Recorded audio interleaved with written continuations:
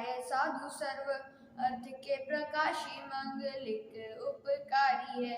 तिनको स्वरूप जानो राग तै वही जो भक्ति काय को नमाए स्तुति को उचारी है। धन्य धन्य तिन्हीं से काज सब आज भई करे जोरी बारंबार वंदना हमारी है। मंगल कल्याण सुख ऐसो हम चाहत हैं हो मेरी ऐसी दशा जैसे तुम धारी है। हो मेरी ऐसी दशा जैसे तुम धारी है। आज अपन समझेंगे कर्म के बारे में। सब लोग तो जानते ही होंगे कर्म के बारे में कि कर्म आत्मा को दुख देने वाला है ना। तो अपन आज उसी कर्म को समझते हैं, है ना। तो सबसे पहले अपन समझेंगे कर्म की परिभाषा। कर्म की परिभाषा में क्या है कि जो आत्मा को परतंत्र करे, अर्थात मतलब जो आत्मा को परतंत्र करे या फिर आत्मा किसी से परतंत्र हो, उसे क्या कहते हैं?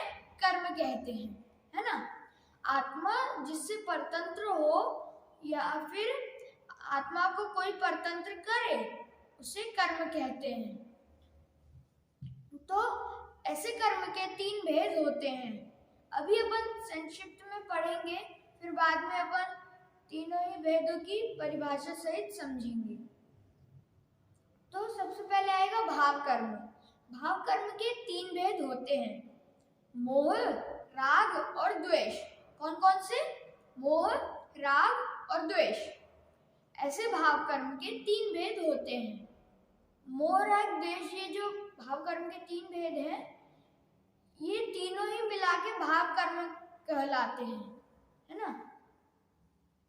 जैसे मैंने भाव कर्म बोला किसी भी परिभाषा में, तो आपको ऐसा समझना है कि मोह, राग, द्वेष इसमें तीनों आ गए, है ना। अब भाव कर्म के बाद आएगा द्रव्य कर्म। द्रव्य कर्म के 2 भेद होते हैं। कौन कौन से? घातीय द्रव्य कर्म और अघातीय द्रव्य कर्म। घातीय द्रव्य कर्म के 4 भेद होते हैं। तो ज्ञानावरण, दर्शनावरण, मोहनीय, अंतराय, ऐसे 4 भेद होते हैं घातीय द्रव्य कर्म के। अब आएंगे अघातीय कर्म के 4 भेद, है ना। अघातीय द्रव्य कर्म के 4 भेद कौन कौन से? तो वेदनीय, आयु, नाम और गोत्र। ऐसे ही इन अघातीय और घातीय दोनों के ही भेद मिला के ऐसे 8 कर्म होते हैं। तो इन्हें कैसे बोलते हैं? तो ज्ञानावरण, दर्शनावरण, मोहनीय, वेदनीय, आयु, नाम, गोत्र, अंतराय। तो ऐसे दोनों को मिला के 8 भेद होते हैं। अब ये जो द्रव्य कर्म है, इसके बाद आएगा नो कर्म, है ना। क्या आएगा? नो कर्म। नो कर्म नहीं, नो कर्म। तो नो कर्म के भी 2 भेद होते हैं। जैसे द्रव्य कर्म के 2 भेद थे ना, वैसे ही नो कर्म के भी 2 भेद होते हैं। कौन कौन से? तो चेतन नो कर्म और एक अचेतन नो कर्म। चेतन नो कर्म में आएंगे भाई बहन, माता पिता, पड़ोसी, मित्र इत्यादि। ये सारे चेतन नो कर्म में आएंगे। अब आएगा अचेतन नो कर्म।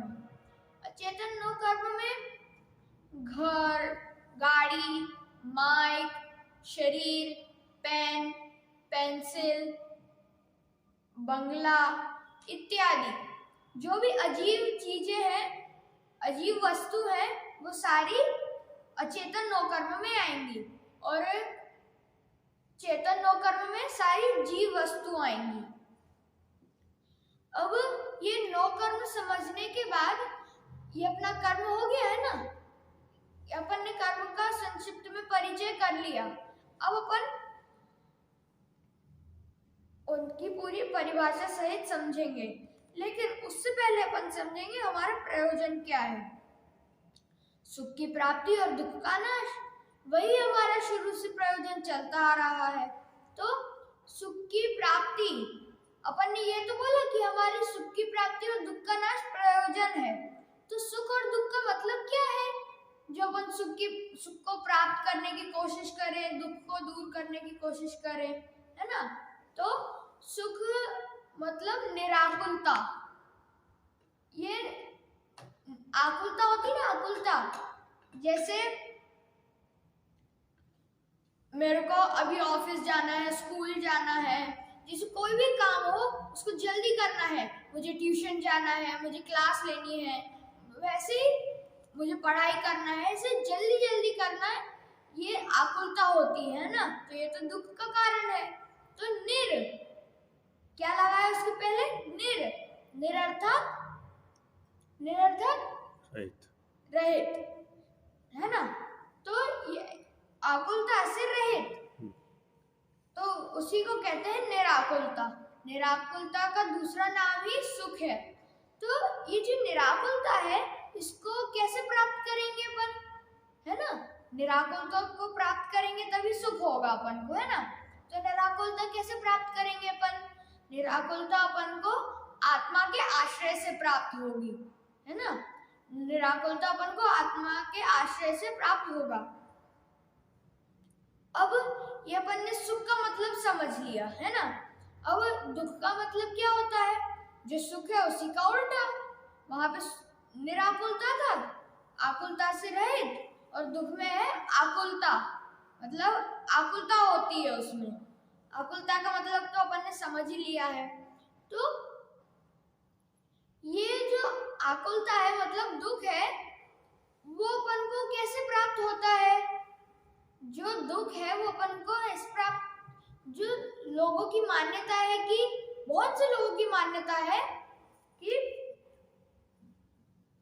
कर्म की वजह से अपन को दुख की प्राप्ति, मतलब दुख का कारण है कर्म, है ना। तो ये जो अपनी मान्यता है, ये बहुत गलत मान्यता है, गलत समझ है। तो असली दुख का कारण क्या है? तो दुख का कारण है असली, जीव स्वयं को भूलकर मोह द्वेष रूप भाव कर्म में परिणमित होकर होता है, तब, है ना, तब कर्म का उदय उसमें निमित्त होता है ना। उसमें निमित्त होता है, कर्म का उदय उसमें निमित्त होता है। कर्म कुछ नहीं कराता, उसमें निमित्त होता है ना। ये निमित्त क्या है ना। निमित्त क्या है? तो निमित्त का मतलब है मौजूदगी, और उसकी परिभाषा क्या है निमित्त की? तो जब पदार्थ स्वयं कार्य रूप परिणमे, तब कार्य की उत्पत्ति में अनुकूल होने का आरोप जिस पर आ सके, उसे ही निमित्त कहते हैं। मतलब क्या कहते हैं उसे? निमित्त कहते हैं। तो ये अपन ने निमित्त समझ लिया। अभी अपन समझेंगे निमित्त के दो उदाहरण। उससे पहले अपन समझेंगे निमित्त के दो उदाहरण के पहले कि ये जो कर्म है ना, निमित्त है, वो कर्म का उदय निमित्त है ना, वो सिर्फ निमित्त है, मौजूद है, वो जीव से कुछ नहीं कराता, है ना। जीव तो करता है, आत्मा तो करता है, तो कर्म तो कुछ नहीं करता। कर्म जबरदस्ती कुछ नहीं कराता आत्मा से कि आत्मा तुम ये करो, गलत काम करो तो मैं तुम्हें दुख दूंगा, ऐसा फोर्स नहीं करता। वो जीव स्वयं खुद गलतियां करता है, भूल करता है, तो वह इसीलिए कर्म अपन को दुख देता है, और अपन को ये लगता है कि कर्म से अपन को दुख मिलता है।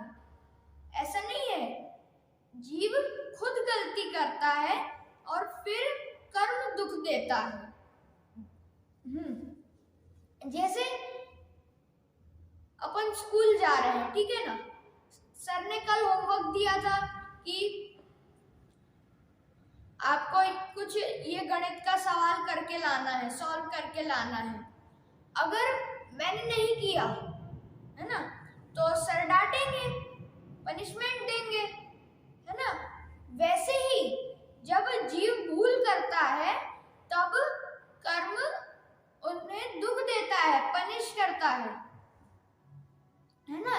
तो इससे ये सिद्ध होता है कि कर्म जबरदस्ती कुछ नहीं कराता। अब अपन निमित्त के दो उदाहरण समझते हैं। पहला उदाहरण है कि जैसे मैं अपनी कक्षा में फर्स्ट रैंक पर आया, है ना, तो मैं क्या बोलूंगा? सबसे मैं क्या सोचूंगा? मेरे सर नहीं होते तो मैं नहीं पढ़ पाता, मैं फर्स्ट नहीं आ पाता। ये मेरा पेन नहीं होता तो मैं फर्स्ट नहीं आ पाता। ये एग्जाम नहीं होता तो मैं फर्स्ट नहीं आ पाता, है ना। तो ये सब जीव की जो मान्यता है ये गलत मान्यता है कि इनकी वजह से मैं फर्स्ट आया हूँ, इनकी वजह से फर्स्ट आया हूँ। तो ये गलत मान्यता है। कैसे? तो जो सर है वो तो सबको पढ़ाते हैं तो सबको फर्स्ट आना चाहिए, पेन सबके पास है तो सबको फर्स्ट आना चाहिए, है ना। नोट्स जो सर लिखवाते हैं नोट्स वो भी सबके पास है तो सबको आना चाहिए फर्स्ट, किताब सबके पास है तो सबको आना चाहिए फर्स्ट। लेकिन जीव स्वयं करता है, बाकी सब निमित्त है। तो मेरी मेहनत से, जीव की मेहनत से फर्स्ट आया है, जीव स्वयं की मेहनत से फर्स्ट आया है। ऐसा थोड़ी कि सर आए अपने पास और वो अपना पेपर लिख के चले गए। अपन ने ही लिखा है ना, सर ने थोड़ी लिखा है। मतलब जीव करता है और बाकी सब निमित्त हैं। इससे ये सिद्ध होता है कि जीव ही करता है। जीव मतलब कर्म कुछ नहीं करवाता जीव से। और एक और उदाहरण है कि जैसे मैं स्पोर्ट्स में फर्स्ट आया, मैं क्रिकेट में फर्स्ट आया, है ना, तो मैंने क्या बोला? फर्स्ट रैंक पर आया तो मेरे कोच सर नहीं होते तो फिर मैं फर्स्ट रैंक पर नहीं आ पाता, मेरे दोस्त नहीं होते तो मैं फर्स्ट रैंक पर नहीं आ पाता, मेरा लकी बैट नहीं होता तो मैं फर्स्ट नहीं आ पाता, बॉल नहीं होती तो मैं फर्स्ट नहीं आ पाता, है ना। तो ये सब तो सबके पास है, सबके पास कोच सर है, सबके पास बैट है, बॉल है ना। तो सभी फर्स्ट आने चाहिए थे, फिर तो अपन ही क्यों आए, है ना, अपन ही क्यों आए? फिर तो सबको आना चाहिए था फर्स्ट। तो इस उदाहरण से भी यही सिद्ध होता है कि जीव करता है, स्वयं जीव ही सब चीजें करता है, भूले करता है और फिर ही कर्म उसे दुख देता है। अपन ये समझते आ रहे हैं कि जीव भूल करता है फिर कर्म उसे दुख देता है ना।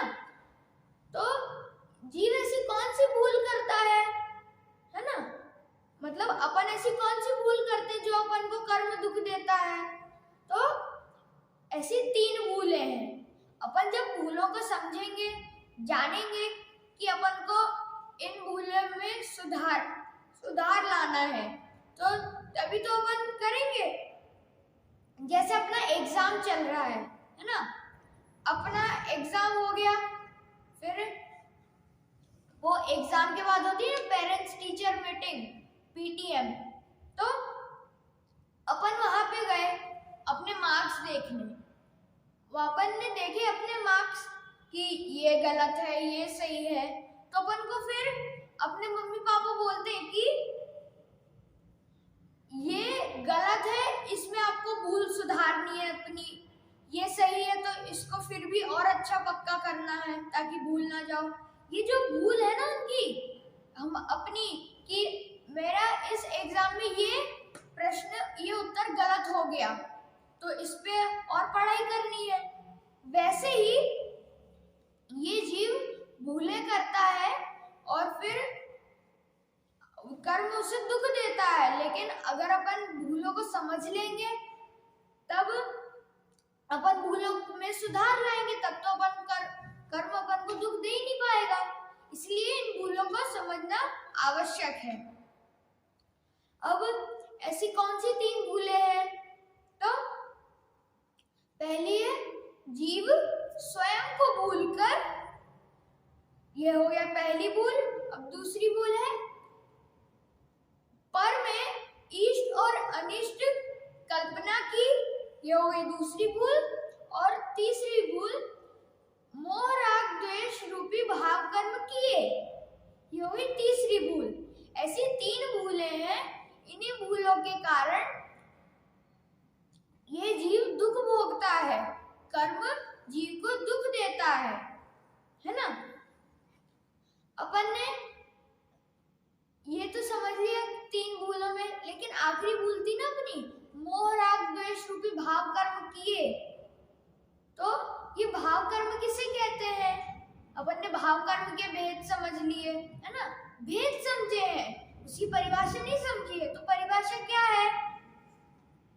तो कर्म के उदय में यह जीव मोह राग द्वेष रूप विकारी भाव रूप होता है,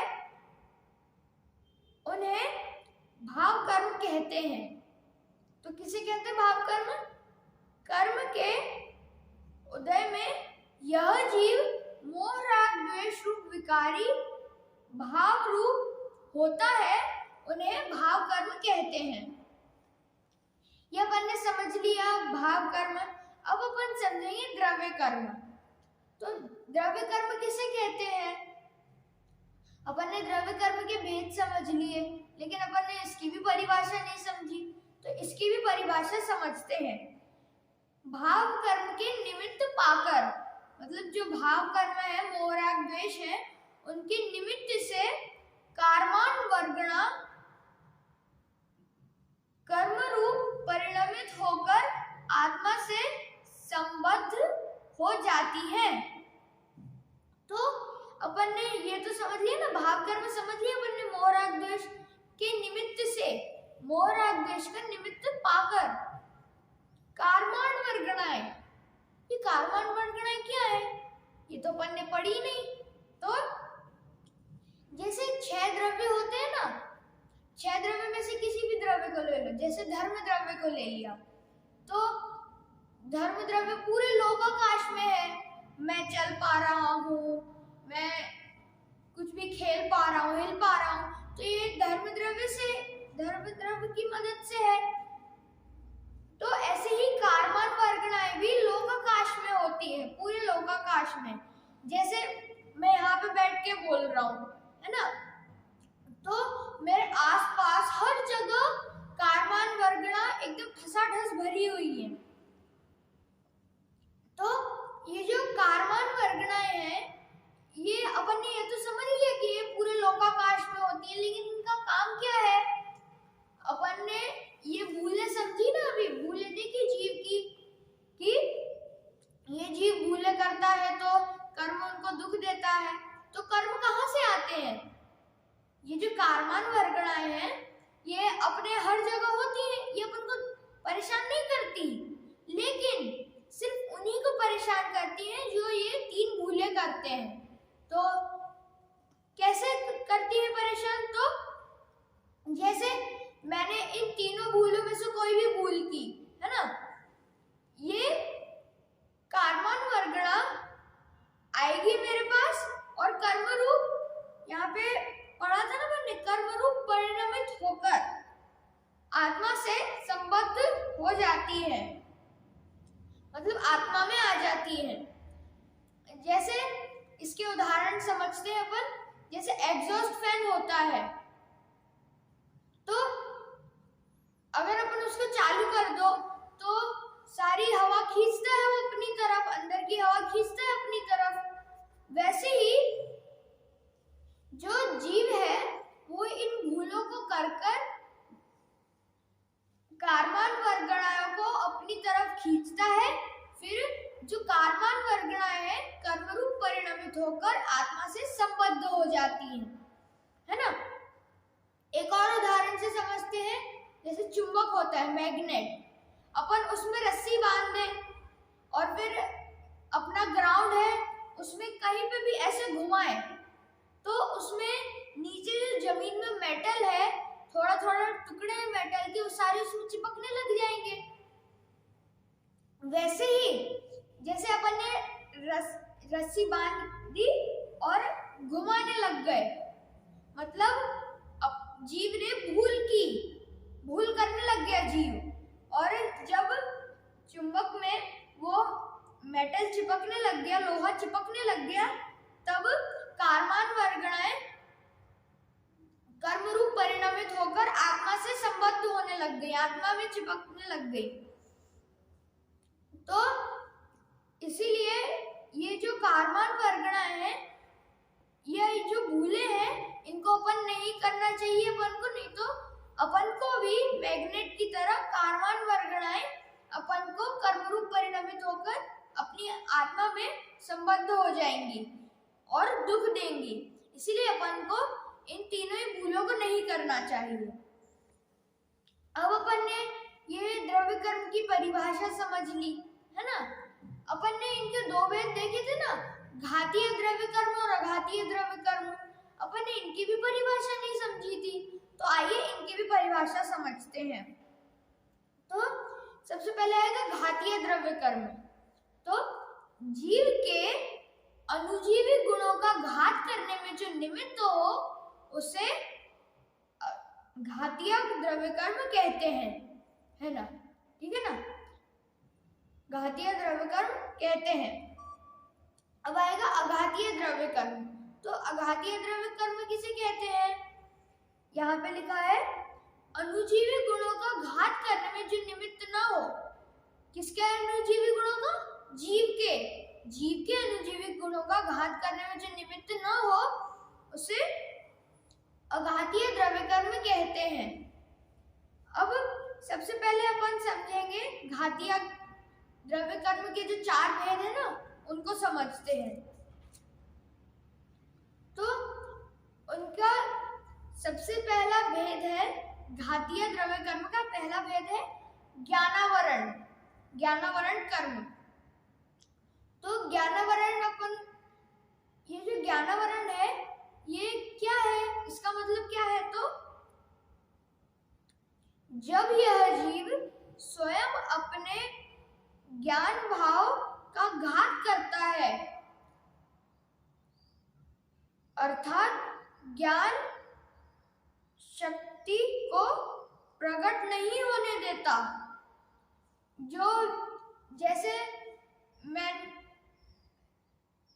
सब बोल रहे मुझे पढ़ाई करो, और मैंने बोला नहीं मेरे को आलस आ रही, मेरे को सोना है, मैं नहीं पढ़ूंगा। तो ये यहाँ पे अपन ने पढ़ा था ना, जब यह जीव स्वयं अपने ज्ञान भाव का घात करता है, मतलब जो अपन को ज्ञान पढ़ाई करके मिल रहा था वो अपन ने पढ़ाई नहीं की, मतलब अपन ने उसका घात कर दिया। तो उस समय पे जब अपन ये करते हैं कि ज्ञान भाव का घात करते हैं, उस समय पे जो कर्मबंध अपन को होता है वो ज्ञानावरण नामक कर्म है ना। कौन सा कर्म है? ज्ञानावरण नामक कर्म।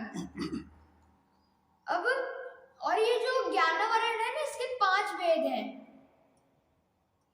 अब ज्ञानावरण के बाद आएगा दर्शनावरण। तो दर्शनावरण किसे कहते हैं?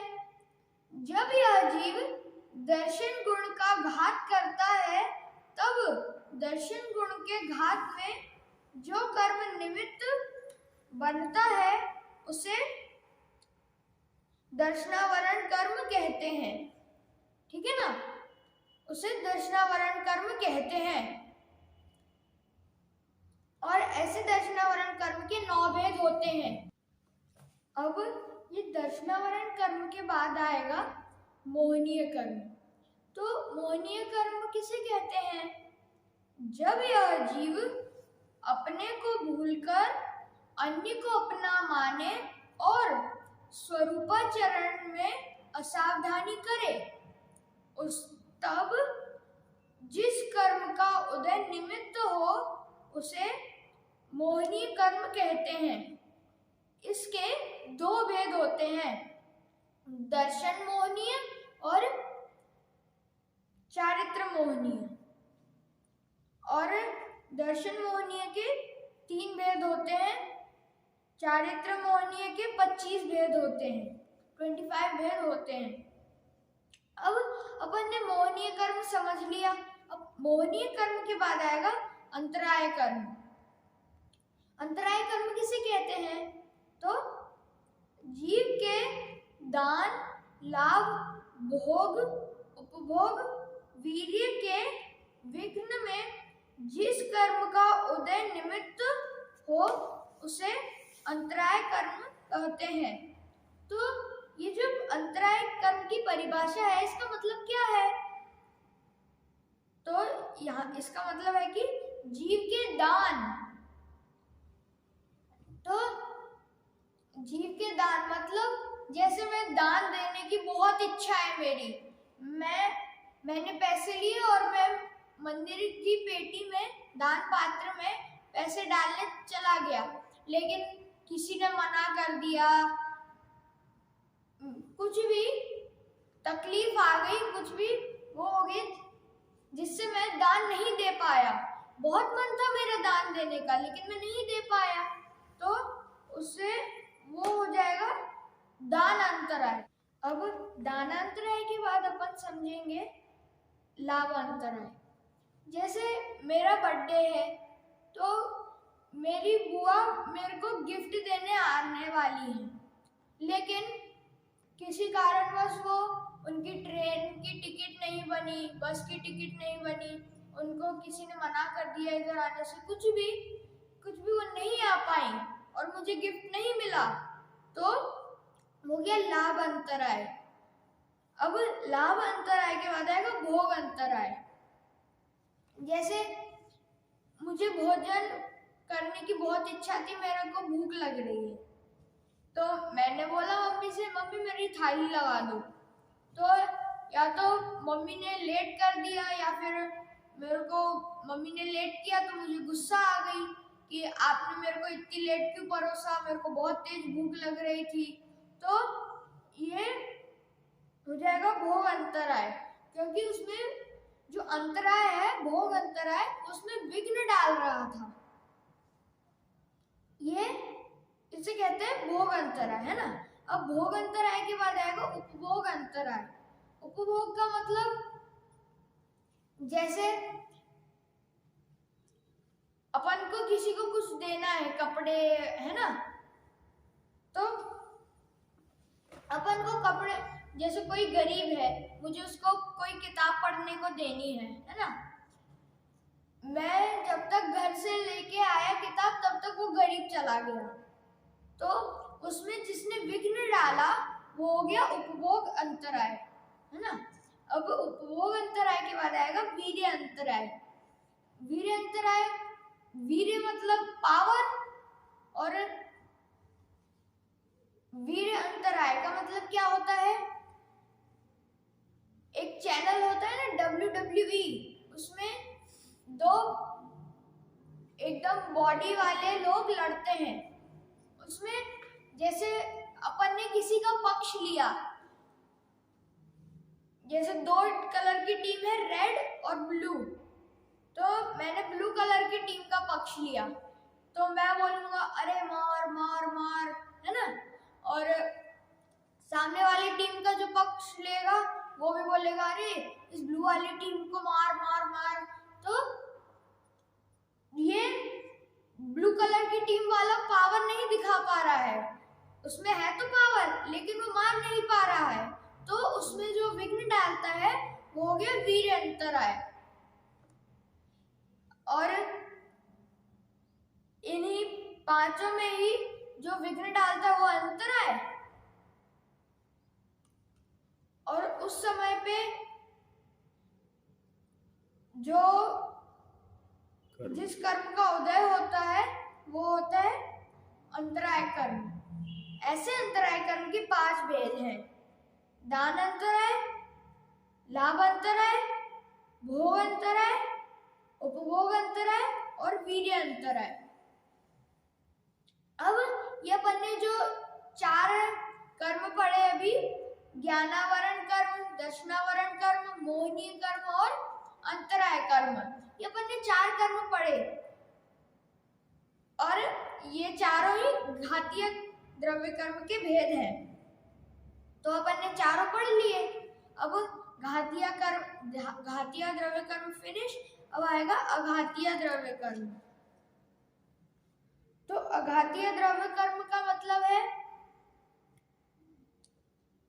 जीव के अनुजीवी गुणों का घात करने में जो निमित्त न हो उसे अघातीय कर्म कहते हैं। अब इसके भी 4 भेद होते हैं, वेदनीय कर्म, आयु कर्म, नाम कर्म और गोत्र कर्म। तो सबसे पहले अपन समझेंगे वेदनीय कर्म। वेदनीय कर्म किसे कहते हैं?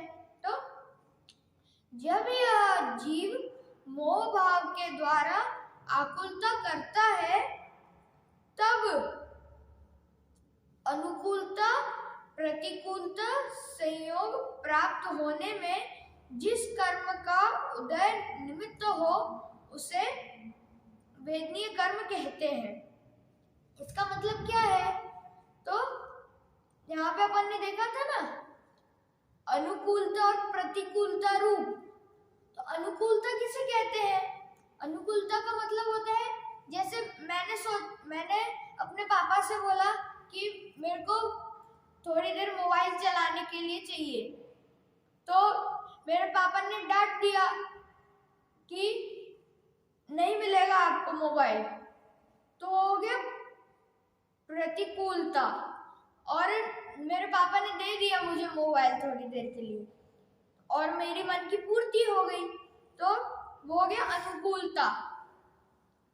तो यही अनुकूलता प्रतिकूलता संयोग प्राप्त होने में जिस कर्म का निमित्त होता है वही वेदनीय कर्म कहलाता है। ऐसे वेदनीय कर्म के 2 भेद होते हैं, साता वेदनीय कर्म और असाता वेदनीय कर्म। अब अपन ने ये समझ लिया। अब अपन समझेंगे आयु कर्म। आयु कर्म का मतलब है, आयु कर्म का मतलब है, उससे पहले अपन समझेंगे, अपन ने वेदनीय कर्म का तो उदाहरण समझा ही नहीं। उसका उदाहरण है कि शहद लपेटी तलवार, मतलब जैसे तलवार है उस पे शहद लपेटी हुई है पूरी, तो किसी ने सोचा कि मैं उस तलवार को चाट के मैं शहद को चाट लूं तलवार के ऊपर से, लेकिन अनुकूलता हो जाएगी कि मैं शहद को चाट लूंगा, लेकिन प्रतिकूलता क्या हो जाएगी?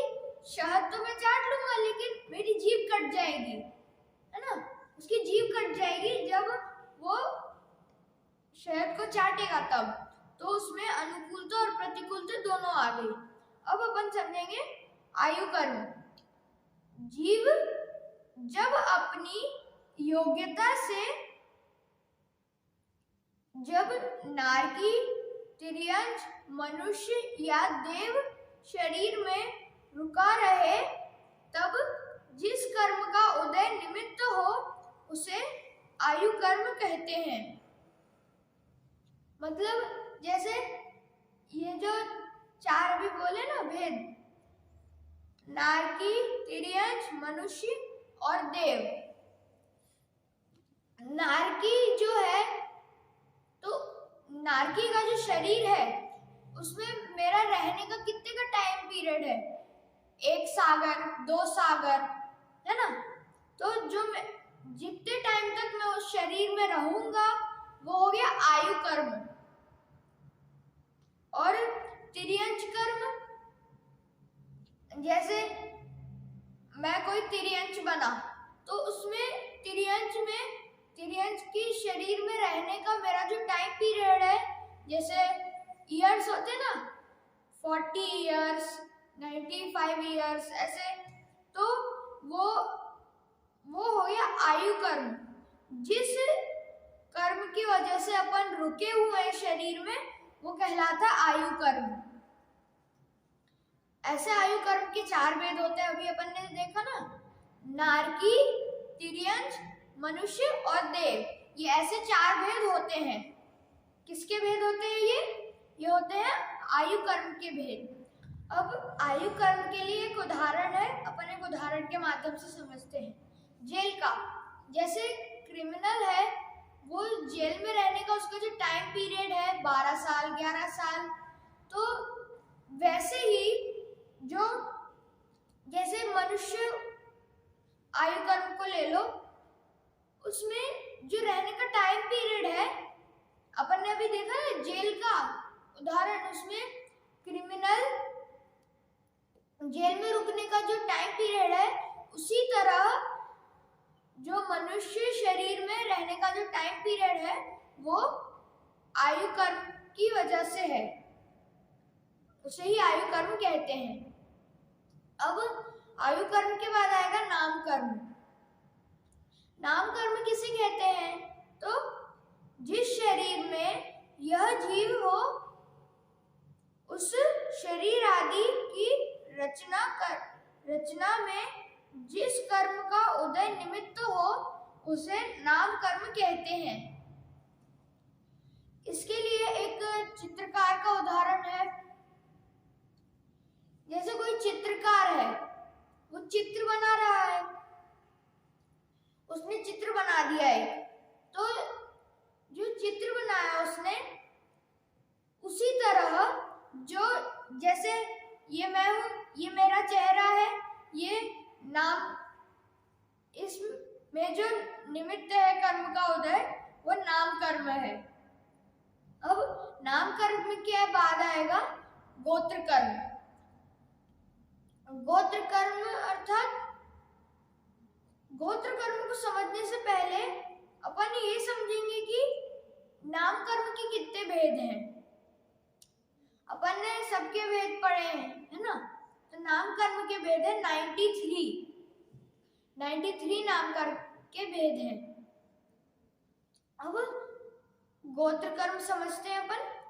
जीव को उच्च या नीच आचरण करने वाले कुल में पैदा होने में जिस कर्म का उदय निमित्त हो, उसे गोत्र कर्म कहते हैं। इसका एक उदाहरण है समझने के लिए इसको, जैसे कुम्हार होता है ना, वो कभी बड़ा घड़ा बनाता है, कभी छोटा घड़ा बनाता है। तो वैसे ही ये जो गोत्र कर्म है, ये जीव को उच्च कुल या नीच कुल में जन्म देता है। जैसे उच्च कुल मतलब जैसे कैसे, तो जो जैन धर्म का कुल है ना, जैन धर्म में कोई जन्म हुआ है तो वो हो गया उच्च कुल। और नीच कुल जो मांसा आदि खाते हैं, दारू पीते हैं, जिनकी गंदी गंदी आदतें हो, वो नीच कुल होता है।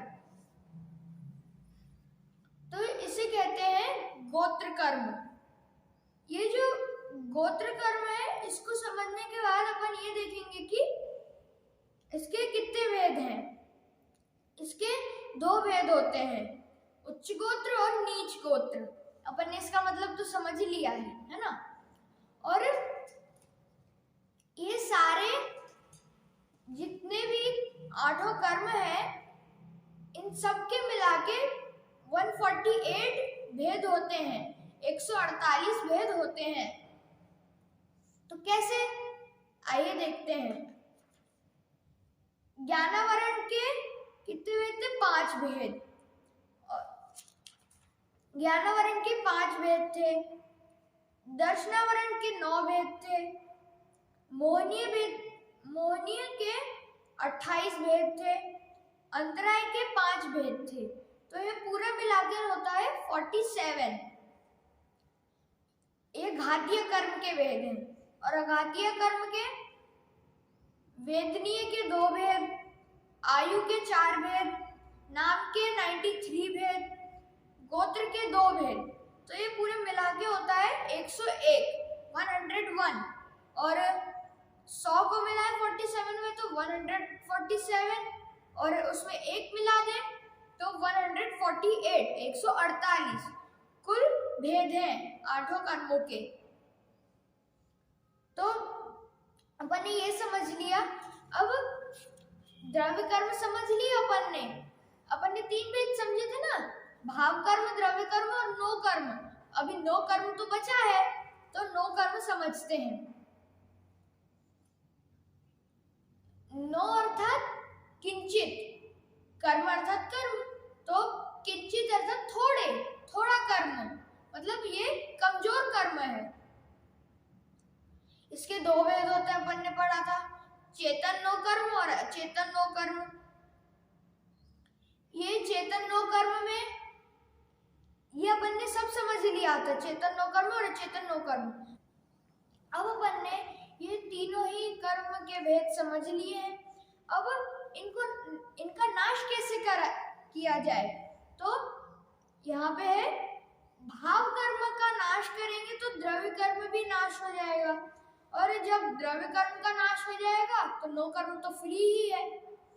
कैसे द्रव्य कर्म नाश हो जाएगा भाव कर्म का नाश करने से, तो अपन ने उसकी परिभाषा में समझा था ना, भाव कर्म के निमित्त पाकर, मतलब मोह राग द्वेष से कारमान वर्गणाएं कर्म रूप परिणमित होकर अपने आत्मा से संबद्ध हो जाती हैं। तो मोह राग द्वेष जब अपन करेंगे ही नहीं, भाव कर्म करेंगे ही नहीं, तो द्रव्य कर्म कैसे होगा अपन को, तो वो भी नष्ट, और नो कर्म तो फ्री ही है। फिर जब ये तीनों ही नष्ट हो जाएंगे, इसके बाद तो कोई और भेद है ही नहीं, फिर अपन सुखी हो जाएंगे। मैं महापुण्य वाली भक्ति में भी लिखा है, 4 घाती कर्म नाश ऐसे अरहंत हैं। मतलब जो 4 घातिया कर्म नाश है ना, 4 घातिया कर्म, द्रव्य कर्म के भेद हैं 2, तो इनका नाश करके अपन अरहंत बने। उसके बाद अष्टकर्म नाश किए ऐसे सिद्ध देव हैं, मतलब अपन को ये अपन ने 4 घातीय कर्म नाश कर दिए, फिर अपन को 4 अघातीय कर्म भी नाश करना है। फिर अपने जब 8 ही कर्म नाश हो जाएंगे, तब नष्ट हो जाएंगे, तब अपन सिद्ध बन जाएंगे। अष्ट कर्म नाश किए ऐसे सिद्ध देव हैं, और अपन ऐसे ही इन चारों घातीय कर्म का नाश करके अरहंत बने, उसके बाद अघातीय कर्म का भी नाश करके सिद्ध बने, और अपना प्रयोजन को कंप्लीट करें, अपने प्रयोजन को पूर्ति करें। इसी मंगल भावना से विराम।